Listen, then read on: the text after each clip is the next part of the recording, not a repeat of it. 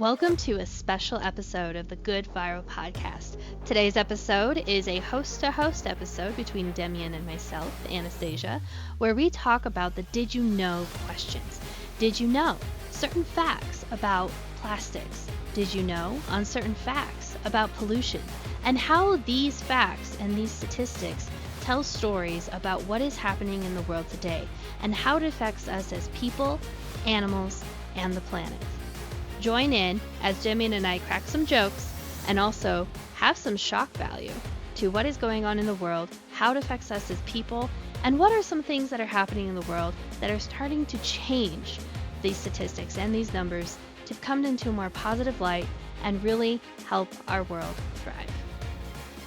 I was watching one of our season 1 episodes with Christine Figgener, and very inspiring, her passion for what she does. And of course, she's very active speaking out against plastics, obviously, because kind of like the world's sinks, all of the plastic that doesn't make its way into its proper place, most of it, well, not all of it, but a lot of it ends up in the oceans.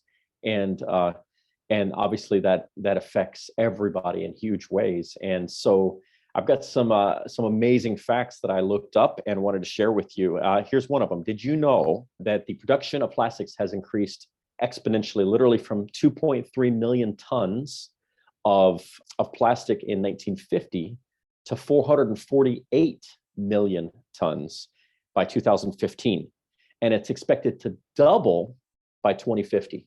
What is that? Is that like a 200,000% increase? Like, it's a 200,000 million% increase. That's right. I'm like, what? So you're telling me within 70 years, we went from basically 2.5 to over 400 million. 448 million. That's right. It's a lot of plastic. It's mind-blowing, isn't it? Yeah, but you also got to think of, like, could that cover the surface of the earth? That makes me like wonder, Well, interesting. Listen to this. So every year, about 8 million tons of plastic escapes into the oceans from coastal nations, okay? Which is the equivalent of setting 5 garbage bags full of trash on every foot of coastline around the world every year. Yeah. Thanks, Demian. Yeah, sorry to bum you out. Yeah, I ruined your day, but that's pretty amazing, because a lot of people, they will say, oh, it's all going to landfills and recycle facilities. And it's like, yes, but and Christine even said this in her interview. She was like, trash and recycle companies are transporting waste to their landfills. It still ends up in the water systems, which ended up into the ocean, or they're going on barges across to different countries to be our trash centers. Like China used to be one of them, and for the United States. Yes. So, geez, but watching these accounts too, I follow on TikTok where they're doing beach cleanups. Just that, they're picking up so much every single day. So, this is surprising, but also not at the same time, if I really think about it. Well, it highlights that we're not talking about something that's just like a casual problem. This is literally a very, very, very serious problem. And because we're talking about the effect of not only all of the ocean life, but also the people. Listen to this one. Okay, so did you know that microplastics, which are tiny little pieces of plastic that usually happen when bigger pieces break up into smaller pieces, which obviously is happening all the time, did you know that microplastics have been found in more than 100 aquatic species, including fish, shrimp, and mussels that are destined for your dinner plates? Like mussels. Like, I get the fish, because small little pieces of like fish food in your tank, right? But like shrimp, okay, smaller than that. Mussels, like right. How they absorb things, I would imagine, would be microscopic, right? Nanoscopic. Yes. So that's not good. So here's my thing is that, yeah, that's terrible, obviously, for all animal life and marine life especially. But even as humans, right, if that can get into a mussel, it can obviously enter into our bodies as well through fresh water, which also is being polluted by microplastics, right? So absolutely. Yeah. So these are animals that we're eating, literally. That too. So, well, here's my question, Demian, is that I think of myself and I'm like, so if the fish now has a certain percentage of microplastic, a percentage of the fish is now plastic. So, what percentage am I? It's Mm. like, am I 2% plastic? Am Mhm, I 0.5% plastic? I don't know. Like, mhm, that's a good question. So now the whole world is becoming a certain percentage of plastic. mhm, mhm. Yes, and on that subject, so I just watched a really interesting film on talking about Teflon and Tell the us all what chemicals. Teflon is, because I kind of get a little confused Yeah, what Teflon is. yeah. So Teflon is a coating that has been put on surfaces, usually cooking surfaces, for a long time, that has been said not to be harmful. And there's we should circle back to this because there's a recent Netflix movie which I would highly recommend anybody to watch, which is about how the Dow Chemical Company covered up that the fact that there was a large number of people that were working at the plants creating this stuff that got very sick, ended up dying Mm, from working with Teflon. same with me. So Yeah. did you know that these what they're called perfluorinated alkylated substances, right, which are these substances that are sort of chemical substances that are used to sort of improve the coating or something, okay, that 98%, did you know that 98% of Americans have that in their blood right now? 90% of Americans have Teflon in their blood. That is correct, basically. Yes. So, what percentage of am I? Because I'm probably that 90% because I'm in America. You So, could be what 90% Teflon. I could be 90% Teflon, right? I have what percentage of plastics, microplastics in me, and now I have percentage of Teflon in me. This is like legit question I have. Yeah, I yeah. I mean, really would love to hear from anyone if they know like the percentage of toxins and all those, I don't know all the fancy labels, but all those labels for like plastics and like things like Teflon and stuff. If they have like a breakdown of the average human, American, European, Southeast Asian, whichever, to like if they have any knowledge of where we can find like the breakdown of this, I would love to see that because I mean I do and I don't. Would love to see that. Would know how yeah. much of me is Teflon because we hear all the time from people, especially in the new not yeah nutraceuticals and like natural healing, naturopathics. They're always talking about detoxifying, right? Tea to detoxify, and I've done those things myself, but Mhm. I didn't think I was detoxifying Teflon. Yeah. Well, So, no, that's interesting. And again, I'm gonna just tell you the name of this movie right now because you really got to check it out. It's a very, very good film, and it's based on the true story of the guy who represented the people. It's called Dark Waters. It stars Mark Ruffalo, and it's on Netflix. And he plays the lawyer who dedicates basically his career to representing the people because he just feels that this is just wrong. oh, so it's kind of Uh, like an Aaron Brockovich, yeah, that's Julia. exactly the kind of film that it is. Yes, and apparently it's based on.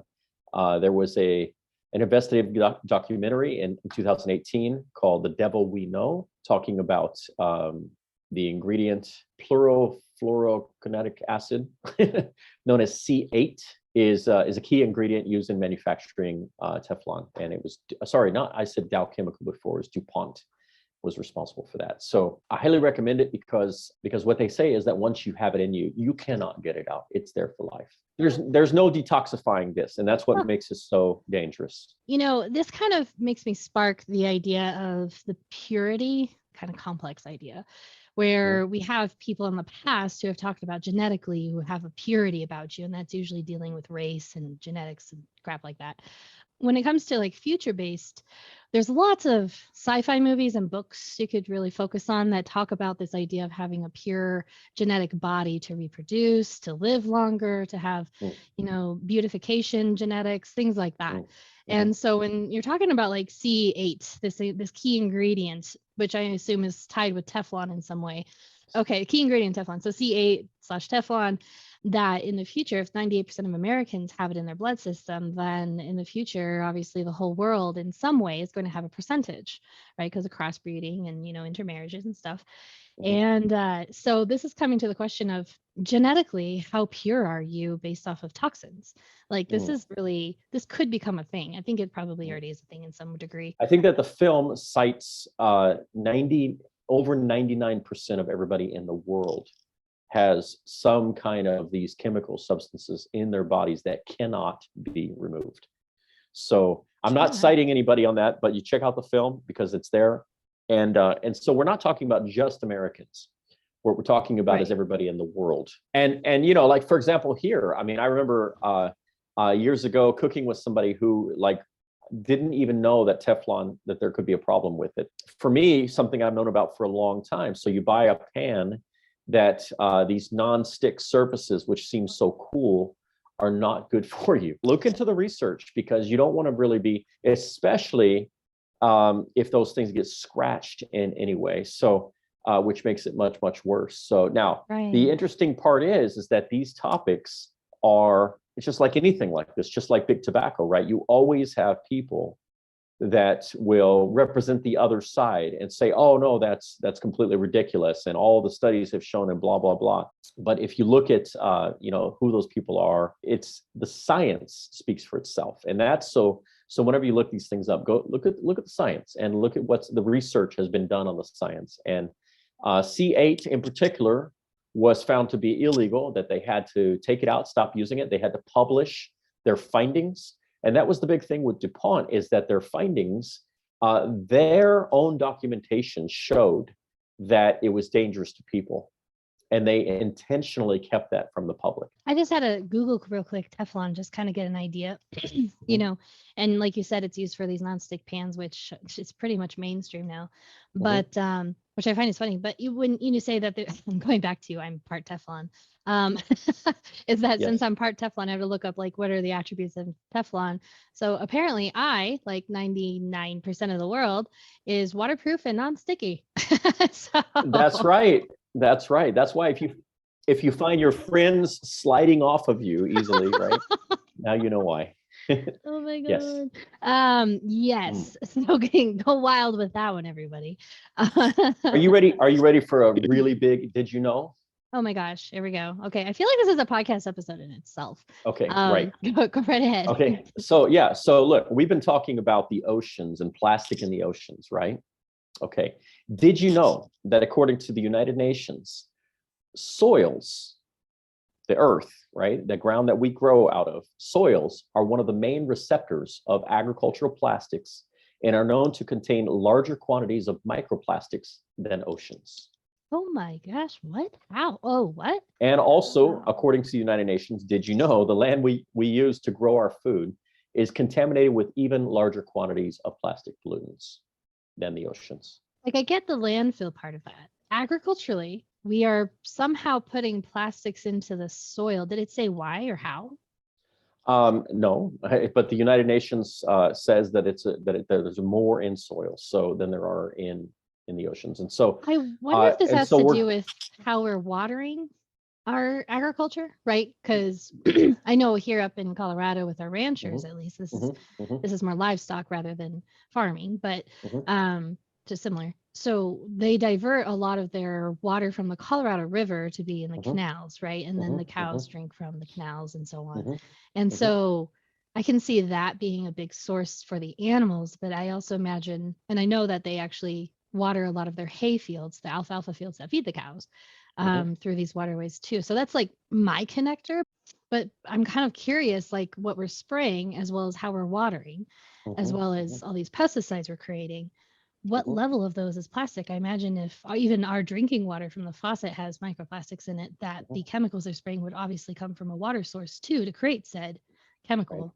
So there's got to be a level of plastics in there too. The disturbing thing about all of this for me is that there's a field called toxicology, and of course this means basically that a toxicologist will study things to understand what level of toxicity is safe for human beings. But here's the thing, is that one toxicologist might not agree with another toxicologist, right? And basically these toxicologists quite often are being paid by the companies that are producing the toxic substance.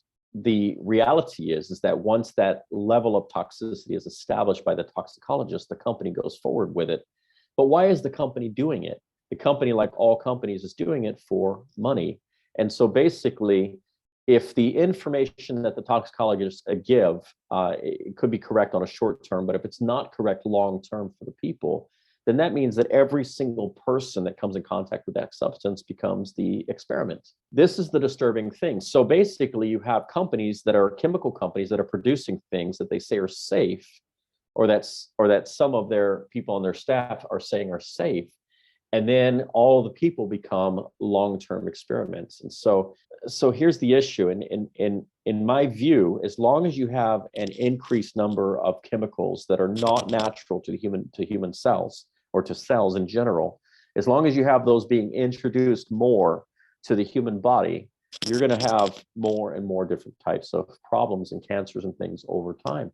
It's only logical. I think that the solution is that humanity needs to look at this and say, hey, wait a minute, we need to start going in the opposite direction. We've seen what can happen with extreme things like C8. Okay, maybe we need to start looking at going back to the way that people used to eat, and that we don't need to be using chemicals to make our lives better.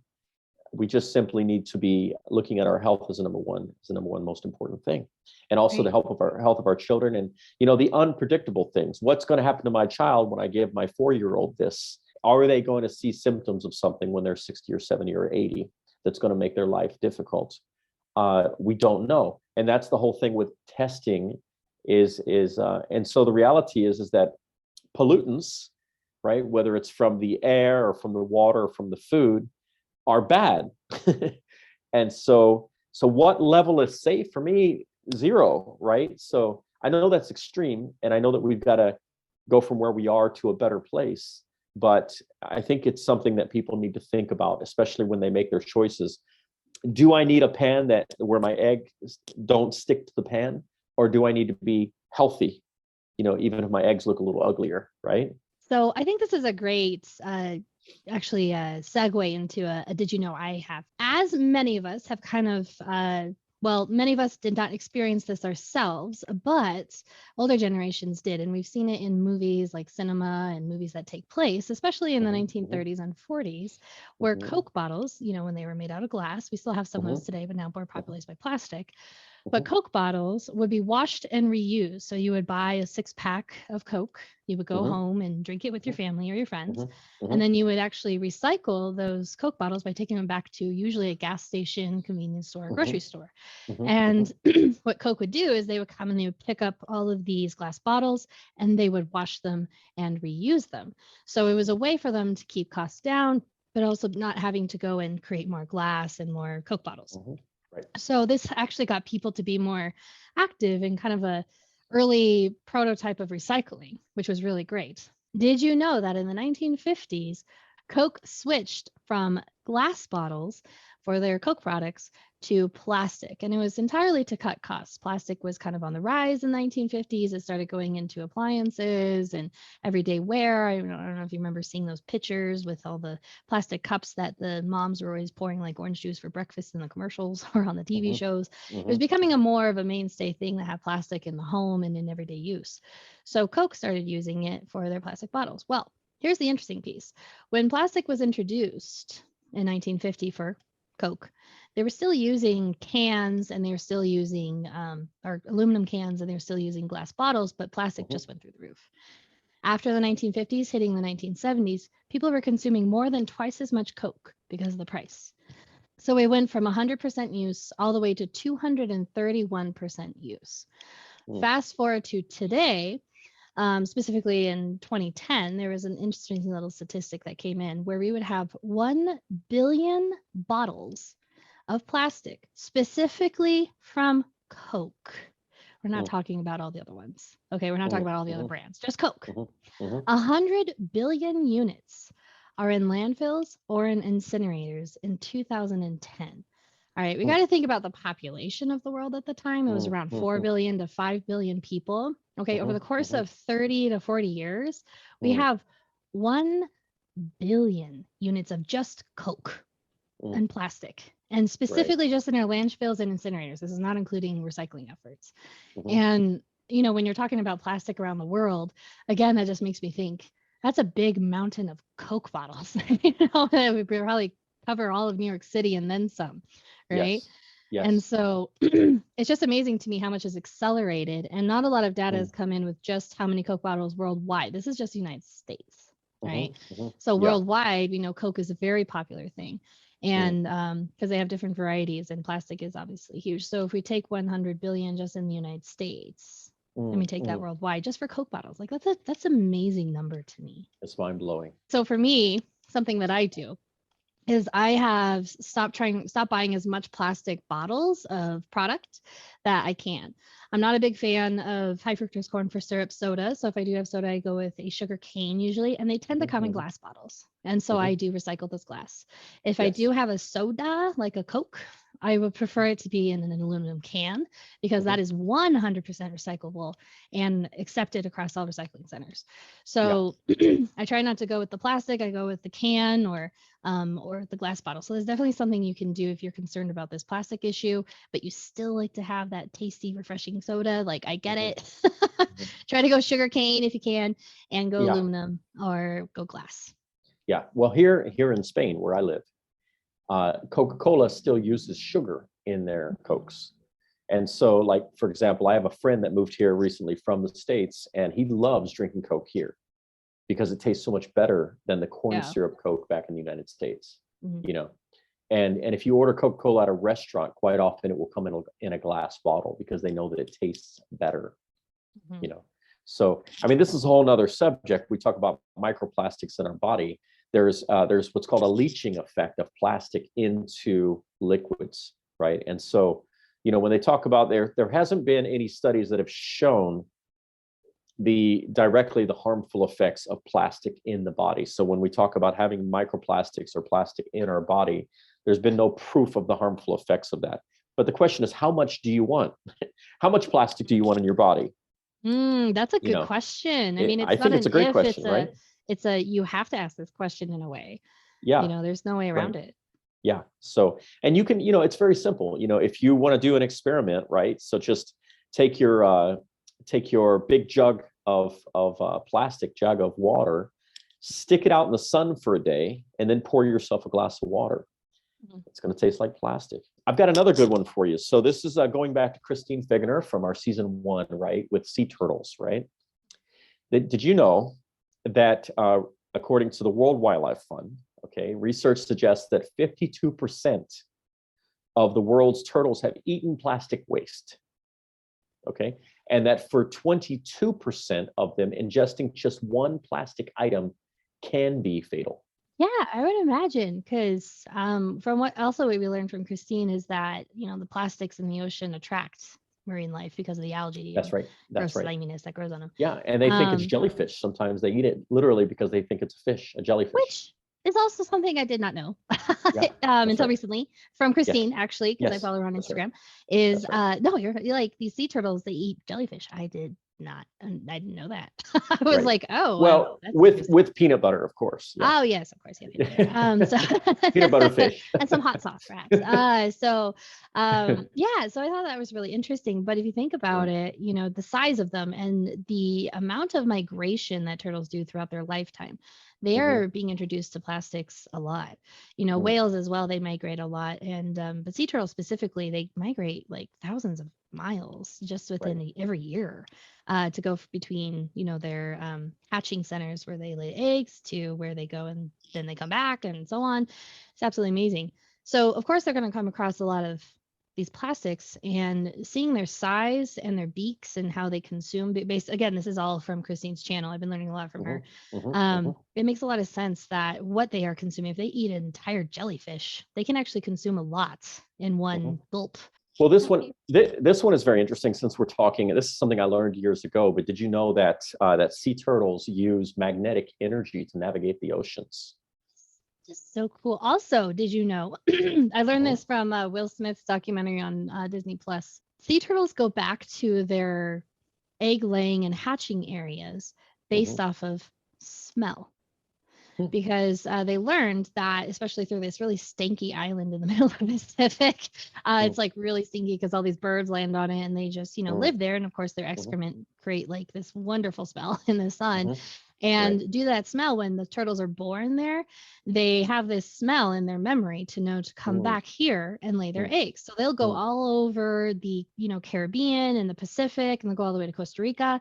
And then when it's time to go and lay eggs, they will follow the smell that the ocean currents carry to get back to the island. So they know which island to go to. I found that so interesting. So again, though, if you're going from the Pacific all the way to Costa Rica and then back, in the middle of this area by Australia to Costa Rica and back, you're passing through the plastic island of the world, that massive plastic island that's just floating out in the middle of the Pacific. The Great Pacific Garbage Patch. There you go. They're right. passing by that practically yearly. So of course they're going to come across any kind of plastic. And especially in a big lump. So yeah, that doesn't surprise me. It's I didn't know it, but it does not surprise me at all. Actually, kind of going back to the water topic. So pollution in water, you kind of touched on it with Teflon. Did you know that one of the most abused areas of the world where fresh water specifically is damaged and polluted and pretty much just completely toxified is through manufacturing processes through companies. So we're talking like textile companies is a big one. That's like the number one. Dyes and chemicals like bleach and so on, they put in the water to really treat these textiles. But also when it comes to manufacturing plastic bottles. So even soda factories or shampoo factories where they put things into a plastic bottle. They have to wash these bottles. They have to do all sorts of chemical things to the bottles, including actually creating the products themselves. So water runoff from these are absolutely disgusting and terrible. And not just for the environment, but also for the local populations. So if you look at Flint, Michigan, that's a great example. A lot of people have heard about Flint across the world. It's this small town about an hour away from Detroit. And their water system is completely detoxified. Like people cannot drink the tap water in their own city because it is so bad. It will pretty much put you in the hospital. So they have to drink bottled water, or they actually have to ship in water, or they have these water stands. So L'Oreal, of all companies, did you know? L'Oreal, which again is a plastic user, so they're not perfect, but I think they're making good steps. L'Oreal in their facility in Mexico City has created a way to recycle the water they're using. So they're not using city water, or they're not using fresh water to bring in their new water and then excrete all of the wastewater. What they're doing is they're actually recycling the water they're using. So they'll be 100% sustainable in their water use, specifically for their cleaning operations. So between making a shampoo to making a conditioner, they have to clean everything. And it takes a ridiculous amount of water, apparently, to do all of that. And so what they've created is their own water treatment facility on site. And so the water they bring in from the city initially goes into a huge tanker. Then it is used for the cleaning purposes. It goes down into a filtration system that they have with another tank there that has another filtration system. And it's pumped back to the original tank so that it can be reused again. I thought this was so great because they're in a city of over 10 million people, Mexico City. It's a ginormous place. And it's sinking. So any water that's under the surface kind of needs to stay there to help infrastructure stay up, right? And plus you're also getting 10 million people water themselves to drink. And when you have one factory like L'Oreal bringing in millions of gallons just to do a cleaning operation many times in a month, it can really, really impact the amount of water that's available for citizens. Now, that's just one factory. This is a great topic because, of course, human ingenuity basically has caused a tremendous number of problems for the entire planet and all life on it, as we know. And of course, I don't think that human beings are intelligent enough to solve all of those problems. But through human ingenuity, we can and should or need to, or it's really pretty much essential at this point, apply that ingenuity towards creating solutions to these problems. And this is exactly what GoodViral is talking about. I mean, for me personally, I believe that the problems that we're facing now with the sustainability of our planet, they're no longer optional things to worry about. That we have to. I think that a good percentage of the next generation of companies is going to be devoted towards solving these problems. But we need, for that to happen, we need to have people thinking about it, talking about it, learning about it more, because these things really need to happen. And I love it that L'Oreal is taking these steps. I think more companies need to take the right steps. And like you say, just like you and myself, we're not perfect. No company is perfect, but we all need to take steps in the right direction. We need to learn and we need to do what we need to do, because it's it's all about not only the future generations of, like we always talk about people, humans are very human centric, right? But the future generations of all life on Earth, literally. I kind of want to move into a really cool solution that's been put out there for things like L'Oreal that could possibly leverage. Now, L'Oreal's still using plastics, obviously, for their products. They haven't quite been able to go to a sustainable source in terms of their packaging. But, and they're a ginormous company, so we hope that they can here soon. But here's kind of one hope that I found, is to help them kind of create this bridge towards what they use. And it kind of goes back to the Coke bottles I mentioned earlier, which is kind of fun. So first, let's kind of talk about a couple facts. Did you know that plastics break down into smaller pieces, like the microplastics, right, that you talked about? But the amount of microplastics that are in the ocean specifically outnumber the amount of stars in the Milky Way by 500 times. Okay. Wow. So we're talking, what, billions, trillions of stars in the Milky Way. Right. Multiply that by 500, and that's how many we have in our oceans alone. Wow. That's mind blowing. So of course the sea turtle is going to eat one, it's like, it's literally swimming in it. It's not around it, it's in it, And so I found that on EcoWatch. Is crazy.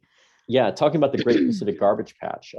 So literally every time I think about this statistic, it's amazing, right? So for those of you who don't know, right, did you know that the Great Pacific Garbage Patch, according to the oceancleanup.com in 2020, it was the estimated surface area of 1.6 million square miles, which is 3 times the size of France. That's like 2 Texases, isn't it? That's 2 Texases. Yes, that's right. 2 Texi? Yeah. That's a lot of Texi. But that's ginormous. Yes. Like, if anyone's driven through France or taken a train through France, same thing with Texas. It takes hours. And the issue, and this going back to microplastics, the issue isn't just the garbage or the plastics that are floating on the surface. So a lot of that is fishing gear and so forth. But the reality is that the microplastics go down and down and down and down. Okay, so we're talking about like basically a gigantic iceberg the size of Texas times twice, or 2 or 3 times the size of France, of plastic going into the water. So right. I mean, this is how can that even happen, and how can humanity think that that's okay, right? So there's a lot of or there's a few, you might say, organizations working on trying to clean up the oceans out there, but this needs to be something that literally every country on earth is focusing on. And the biggest problem when we talk about the sheer number of plastics that are being produced, like I mentioned before, the production is expected to double, right, by 2050. The vast majority of countries don't have adequate recycling programs, right? So, including the United States, might I say? Well, I mean, the reality is that as poorer countries that are come into the modern age and plastic is available, they're going to produce plastic, and more of their plastic is going to end up in the oceans, right? So it's very much, it's not just an issue of it's a political issue, and it's an issue of we say humanity, but really the problem cannot be solved by first world countries. Literally the whole entire world has to be together on this, and we can't, the much of the problem is that thinking that by making some changes here at home, by me recycling, I'm going to save the world. It's just simply not enough. And so that's what GoodViral is about, is that the absolute best thing you can do with your plastic is to recycle it, because by recycling it, it goes into the hands of people that are trying to do something with it, which means that it's much less likely to end up in the wrong place, right? But so much more needs to be done than just simply what we're doing at home. The crazy thing is, I had a roommate years ago, and he was telling me, I had my cell phone charger plugged into the wall, and it had a little green light on it. And he was telling me, oh, you should unplug that, because that little green light is like drawing current all the time. And I said, yeah, but you have a car, I don't. Every time you go and start your car and drive for 10 minutes, you produce like a million times the amount of carbon production than that little light in 1 year, right? So what needs to happen is that globally we all need to start thinking about the world in a different way. We need to think about the world and how we can move into, well, first off, in the next few generations, to basically save the oceans from acidification, from increased temperatures around the world. And then after we get through these states of emergency, to reversing these processes and getting back to a more natural way of living. It's not optional. Nature has been doing this for a long, long time. And people in basically the last 100 years have decided to change everything, and we're just simply not smarter than nature. The world in itself is its own ecosystem, and then we have all these different levels of ecosystem as we get from the mass world, even the galaxy really, and then the Mhm. so on and so forth. We start narrowing down all these ecosystems all the way down to a microscopic and a nanoscopic level. Looking at every ecosystem and how they intertwine with each other is so complex. There's trillions and trillions of ways of how everything is interwoven with each other, which is a beautiful design. It Mhm. also makes it very complicated and difficult for us to create solutions that help everything versus just one siloed thing, right? So even just recycling plastics doesn't necessarily solve the wastewater, right? Doesn't necessarily solve like all of these other assets that actually, or I should say, non-assets that actually tend to be produced because we just do one thing differently. Doesn't mean that everything else has been being done differently. So when we have these plastics, I think, really looking at it and how it affects the ecosystems and how is the plastic ecosystem working itself, right? What's the Mhm. whole process? What are actually being I guess I could say being utilized from nature in every single step. I mean, every single microscopic step to get to the point to where we actually can have a recycling process for plastics or even just stop plastics altogether. So it's just really interesting because there literally are a trillion different things that are affected from one plastic bottle, right? And it's Mhm. because of all the steps from, sourcing the materials to creating a final product to recycling it. And Mhm. so I think that there is one little glimmer of hope. And I think, one step in the right direction is always important that we keep talking about. And it's kind of cool. There is this program out there and it's starting in Oregon. And I know there's various programs like this around the world. They are pretty small though. And I hope we gain traction because this certain company and program being put in place in Oregon, in the United States, is being backed by a huge brand, Kroger's. Now, if you don't know what Kroger's is a huge food production and food distribution company here in the United States, and I believe Mhm. actually all of North America. They basically own all the grocery stores. If you've in Colorado, if you've been to a King Supers, if you've been to Florida and you've been to a Publix, it's actually owned by the same company. And Mhm. so they own all the grocery store distribution centers and they also create their own products. It's called the Kroger brand. And Mhm. so what I think is really cool is this company called The Loop. If you go to exploreloop.com, you can see more about them. But it's called the Loop program. And it's kind of the first of its kind here in the United States, at least. And it's where someone could walk into any one of these 25 Kroger stores in the Oregon area. So, because we're starting small and then we're going to go big, right? Any of these 25 Kroger owned stores, they're called Fred Meyers, in the Portland metro area and purchase more than 20 they can purchase more than 20 products from leading customer brands. Now these brands look like things you probably have seen, like Nature's Path, Pantene. If you ever got a Pantene Pro V bottle, you can get that there. Seventh Generation, they're a cleaning product line. So anytime you need to use Windex or you need to wash your counters, you're probably using this product, and so on. All of these brands you can pick up a bottle of. So say I need to get basically a window cleaner and I go in to this Kroger, store and I pick up the seventh generation bottle. I go home over the course of a couple or so months. I use this bottle. I can go back to that same store or one like it in the 25 store program and I can drop off the plastic container into one of these collection bins that they have.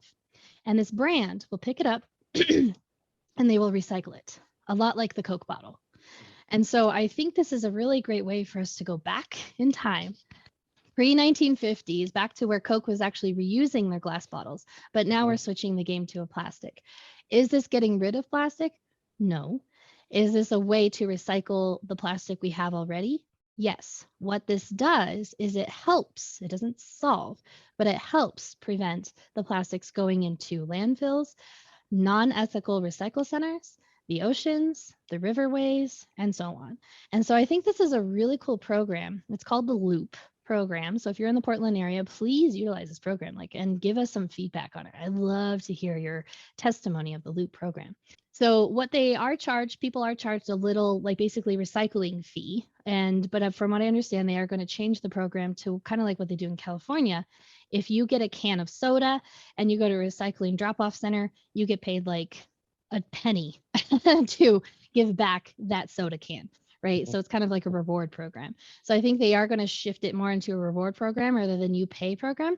But either way, I think this is a great way for us to reduce the amount of trash and unethical recycling around the world. So I'm really excited about this program. I hope it comes to Colorado here soon. Yeah, well, speaking of that, and again, this is a program that I saw in, I believe it was in New York, if I remember correctly. Maybe it was also existing in Colorado, but every time you bought a can of something, the price of that can was increased by 5 cents. Mm-hmm. And that was to encourage people to bring the can back, and then they would literally get the 5 cents back. But the beauty also is that for the people who threw away those cans, the individuals that had no money could go out and search for cans, literally take those cans back to these centers and actually get money in their pocket that day. And so it's these kind of incentives are literally paid for by the consumer when they're purchased, Mm-hmm. So these kind of systems are excellent. And going back even further to your plastic example, I totally agree. Every step along the way, one thing that people need to, I believe, also do is, like, for example, my butter that I purchased comes in a little plastic container, and I realized that every time I need to refill butter, I don't want to buy another plastic container. So I buy the paper wrapped butter, and I put it back into the same plastic container over and over again. So, these are the kind of little small things that before I was less aware, I didn't even ever think about it. And so the objective with GoodViral is just to get people to think about these things more, because just by thinking about them, you start taking the right steps, and it's all about basically sharing information, educating each other, taking the right steps, and don't be lazy. Don't think, oh, I can't be bothered with this, I'm just going to do the easy route, just toss it right here. It literally, not recycling is kind of like taking a piece of trash and throwing it on the ground, right? Because you're literally taking that something that could be reused or repurposed and putting it into a landfill, which means that it has to be produced again. So it's not, all the costs of all of this aren't just the seen costs that you're paying every time you buy something, but it's the unseen costs of what it's doing to the world and what it's going to cost you through your taxes or other means to clean that up. This is the way people need to start thinking about it. Oh, absolutely. Like the end cost is astronomical for the price of laziness. Yes. That's really what it is, right? Like that's collecting cans to, people who are financially dire can go and collect cans. They're literally profiting, in a sense. They're profiting off of laziness, right? Yes. So it's right. Like, that's a very interesting concept for me. That's not an incentive to throw your can into the street, by the way. Don't support the homeless in that sense, or dire people financially struggling. But I think this is a good last thing to talk about before we wrap this episode. I guess this is kind of an episode, really.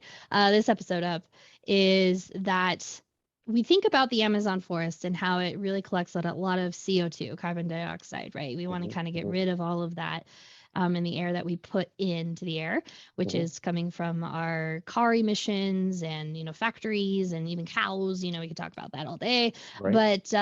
But specifically, the Amazon forest is really known to be the lungs of the earth, right? So they take out that CO2, and that's at risk. People are really taking down all these Amazon forests, and that's a bad thing. We want to have a healthy Amazon forest that helps the earth be healthy in the large scheme of the ecosystem. Yes. But did you know, and this is kind of going back with our overall theme, did you know that the oceans absorb 4 times the amount of CO2 than the Amazon forest? Actually, I did know that. Oh, yes. Look at you. Yeah. Probably got it from the same source I did. Yeah, well, I don't know.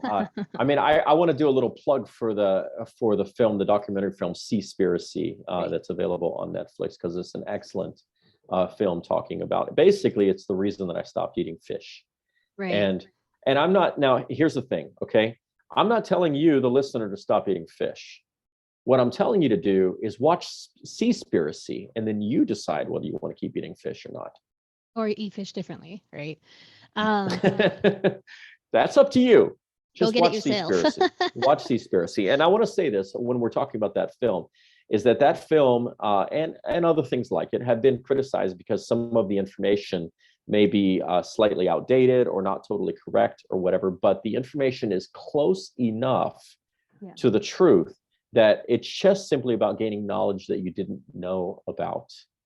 And I'm not going to get into a lot of that right now, but the oceans, like you say, really, we talk about the lungs of the planet. The oceans are so much more important than we think, and absolutely. It's not another world. It's part of our world, and it is totally connected with everything about the human being, the human lives. Right. These huge ecosystem kind of idea. Well, as the Amazon forest is its own ecosystem, the ocean and various parts of the ocean are their own ecosystems as well. The interesting thing about how the ocean absorbs more CO2 than the rest actually comes from a lot of the marine life itself. It's not just the water, it's the marine life and what they do to contribute to the water itself that helps bring in all of the CO2 and convert it to oxygen. So a big contributor that, especially in Seaspiracy, they talk about is whales.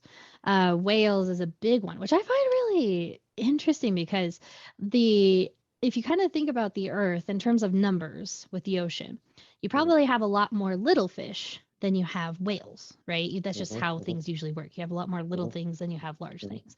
And even though whales are very large and their numbers are not where they need to be, there needs to be more of them from, whale poaching and so on. But whales themselves, how they help is a lot of through their eating habits. And I just for them existing and doing the natural things of eating and excreting and so on actually helps the Earth collect more CO2. Now, if you want more information on that, you can go to the source that we're listing here, or you can go and watch Seaspiracy and kind of learn more in that area. The source that I got is actually from what Seaspiracy collected the source from. So a lot of the facts that we're coming up with these did you knows, some of them come from the documentaries, but we are going to the source of where they find those information. And then some of them are coming from large publications like National Geographic, and then some are coming from journals themselves. So they come from a variety of different sources. And if you're ever interested, you can always go to our YouTube channel. They will all be listed in there in the description. Everyone, thank you for joining us on another episode of Good Viral. If you enjoy these Did You Know episodes, do let us know. We want to know what kind of content you are very interested in, and if you like a variety of content in these episodes, do let us know. We are going to be doing more of them, and please follow our social media. We will be posting a lot of these content, a lot of snippets of this content at least, onto our social medias like TikTok and YouTube Shorts and Instagram and so on and so forth. We are always going to be GoodViral.org as our handle on all of those social media platforms. So thank you for coming into the Good Viral episode of our first episode of Did You Know? Thanks. I'm going to say one more thing too. I'm going to encourage all of our listeners to, the next time they're talking to their friends, any of these interesting things that are important, talk about them with your friends also, because it's not, don't just always talk about the latest sports team or the latest movie that you watched, but share some of these interesting things and see what your friends know about these things. Thank you for listening to the Good Viral podcast and being part of the conversation. If you are inspired by this episode, go to our website at goodviral.org, where you can find resources and listings from the episode to continue good efforts. Like, comment, and share this episode to any or all of your social media channels. It's really easy to take a small action, and maybe you'll inspire a big result. When good goes viral, the world gets better.